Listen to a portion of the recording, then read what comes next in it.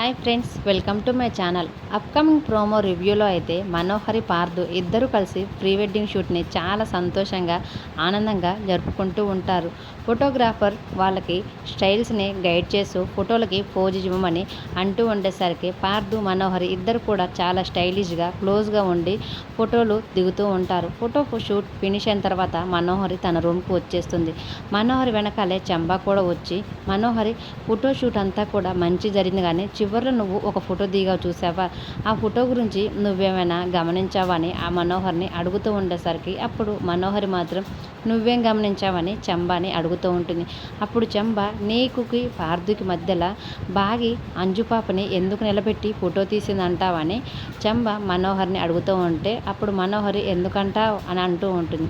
అప్పుడు చంబా మాత్రం అంజు నీ కూతురు కాబట్టి అని అనటంతో మనోహరి ఒక్కసారిగా షాక్ అవుతుంది.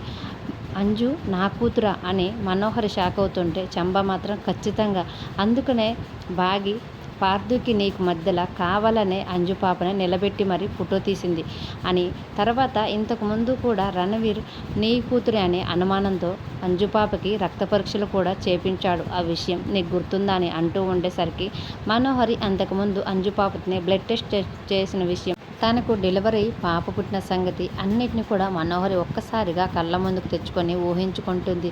మరి అంజునే తన కూతురని తెలుసుకున్న మనోహరి ఎలాంటి నిర్ణయం తీసుకుంది అనేది, బాగి ఏ ప్లాన్ ప్రకారం మనోకి పార్దుకి మధ్యలో అంజు పాప నిలబెట్టి ఫోటో తీసిందనేది, అసలు బాగి ప్లాన్ ఏంటి, నిజం తెలుసుకున్న మనోహరి ఏం చేయనుంది అనేది అప్కమింగ్ ప్రోమోలో చూద్దాం. వీడియో నచ్చితే ప్లీజ్ లైక్ చేసి మన ఛానల్ని సబ్స్క్రైబ్ చేసుకోండి.